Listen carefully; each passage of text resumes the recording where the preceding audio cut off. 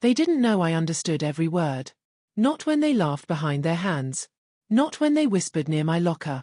Not even when they made that plan. I was the new girl. The foreign girl. The quiet one in the back who nodded and smiled but never spoke. And that's exactly what they expected me to be. But what they didn't know was that I understood every word. Every insult. Every threat. Every detail of what they were about to do to me. When I first arrived in the United States, everything felt too loud. The hallways at my new school were like rivers, voices crashing into each other, lockers slamming, laughter echoing off the walls. I held my backpack close, like a shield, and walked with my eyes on the floor. I wasn't afraid exactly, just tired. Tired of pretending. Tired of starting over. Tired of learning how to survive all over again. My mother and I had moved from Romania just 3 months before.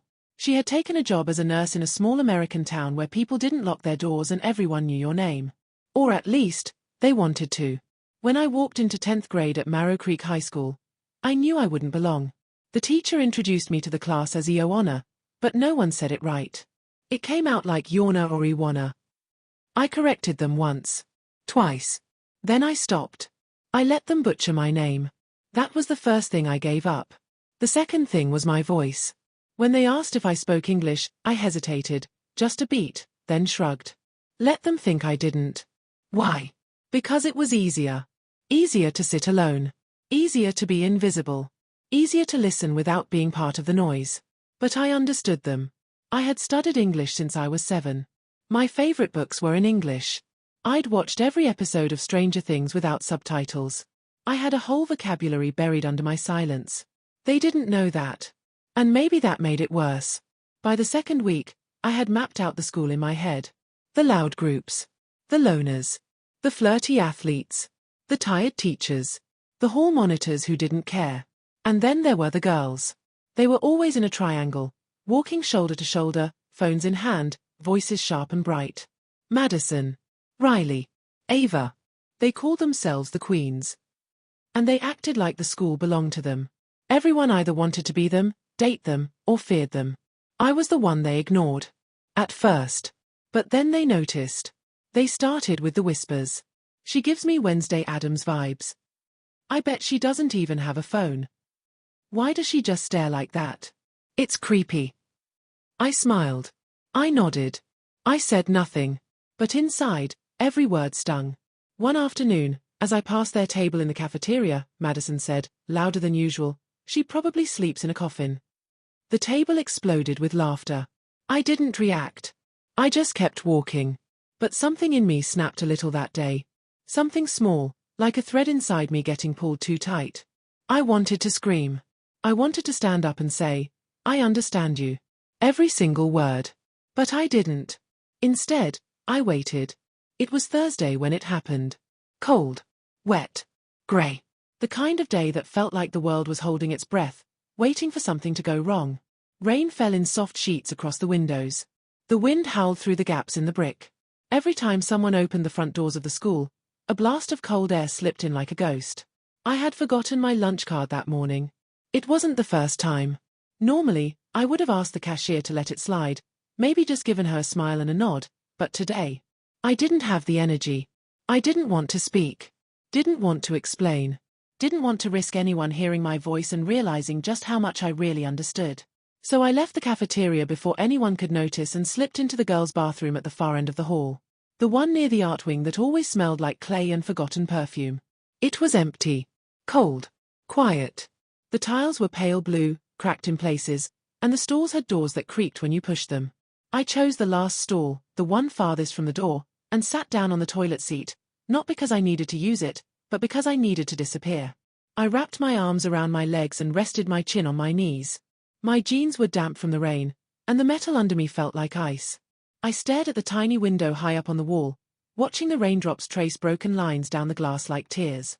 I tried to count them, like maybe if I got to 100, the day would reset. Or I'd wake up back in Romania, in my grandmother's kitchen with the smell of warm bread and garlic filling the air. Instead, the door opened. I froze. Voices. Laughter. The sharp staccato click of heels on tile. I didn't move. I didn't breathe. Madison.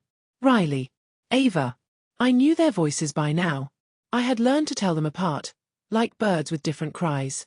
Madison's voice was sharp, confident, always curling around her words like she was tasting them.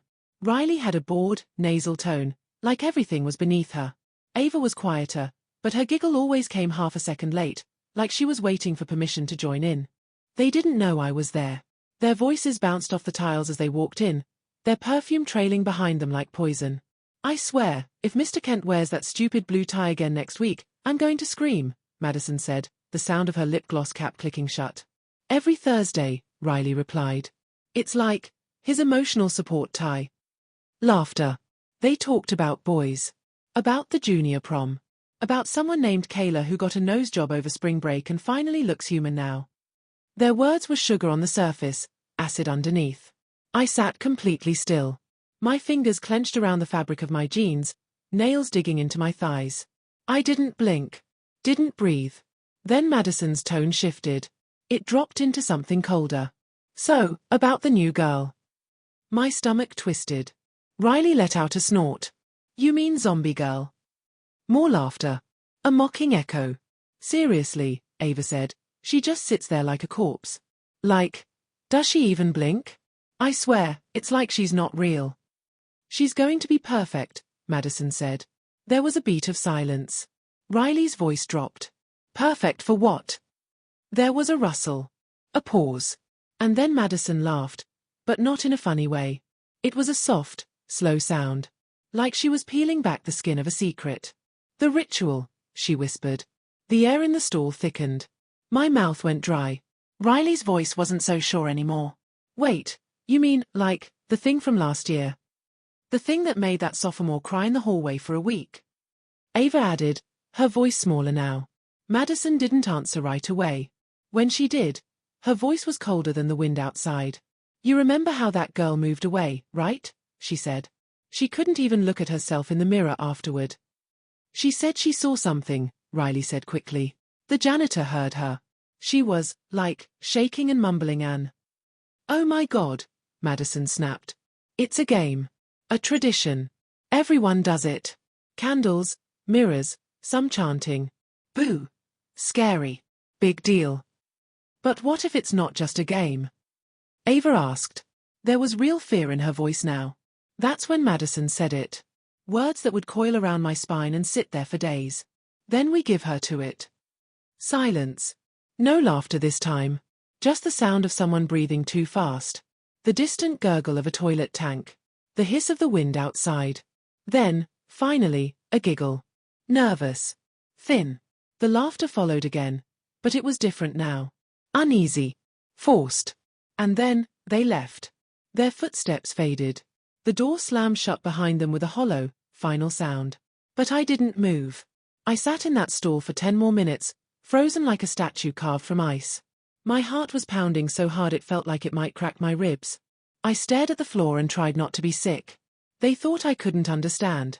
They thought I was just a ghost girl who sat in the corner with her eyes too wide and her mouth shut. But I had heard them. Every word. They were planning something.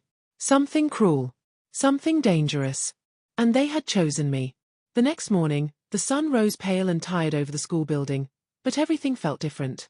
The air was quieter, heavier, like something had been burned away during the night. People whispered in the halls, but no one looked at me. Madison walked past me without her usual sway, her arms wrapped tightly around herself, as if the cold had burrowed into her bones. Riley was gone. Just gone. Someone said her parents pulled her out of school without explanation. Ava sat in the library now, always alone, fingers curled around a tiny silver cross she never used to wear. I watched them, not with hate, not with satisfaction, but with the calm understanding that something inside them had shifted. That maybe, for the first time, they knew what it felt like to be helpless. To be small. To be prey. People talk a lot about justice. They think it always looks like a courtroom or a headline. But sometimes justice is quieter. It moves like wind through cracks in the floorboards. It waits. It watches. It whispers. And when it comes, it doesn't always scream. Sometimes, it just looks at you with eyes that aren't human, and decides whether to leave you whole. Or not. I hadn't expected the shadow to listen to me. I hadn't known if it would. But I'd spoken the name anyway. The one my grandmother told me never to say unless I truly needed help. And that night, It came. Not for me. For them. There's a kind of power in being underestimated. In sitting silent in the back of the room while people speak over you, mock you, plan around you. They think your silence means ignorance. But sometimes silence is strategy. And I had been silent long enough. I had learned their words. I had learned their games. And when it mattered, I had spoken, not in their language, but in one far older, one they never saw coming. That's the thing they never understood. You can laugh at someone's accent. You can dismiss their quiet. But you never really know what someone's capable of when you don't bother to see who they are. I walk through the school now with my head high. I no longer look down at my feet. I don't hide behind silence. The ones who used to laugh now fall quiet when I pass. Not because I'm dangerous. Not because of fear. But because something in them knows they crossed a line, and the world on the other side of that line is one they're not ready to understand. The mirror world. The shadow world. The world where girls like me speak names older than fear. And are heard. Sometimes I still see it. Not clearly, just at the edges of things. A flicker in the corner of a mirror. A strange cold draft that slips into a locked room. A whisper in a language only I know. It never speaks. It doesn't need to. I think, it's watching. Waiting. Maybe not for me, but for someone else. Maybe that's the price of speaking the name. You open a door, and part of you stays standing in the threshold forever. But I don't regret it. Not for a second. What they planned for me. It wasn't a prank. It wasn't harmless. It was something darker, fed by cruelty and wrapped in laughter. And I stopped it. Not with fists. Not with screams. But with knowledge. With power. With truth they never bothered to learn. I didn't just protect myself that night. I sent a message. One they'll never forget. So now, when someone asks if I speak English, I smile. I nod. Yes, I say. I do. But what I don't say, what they never ask, is what else I speak. What else I know. What else is listening.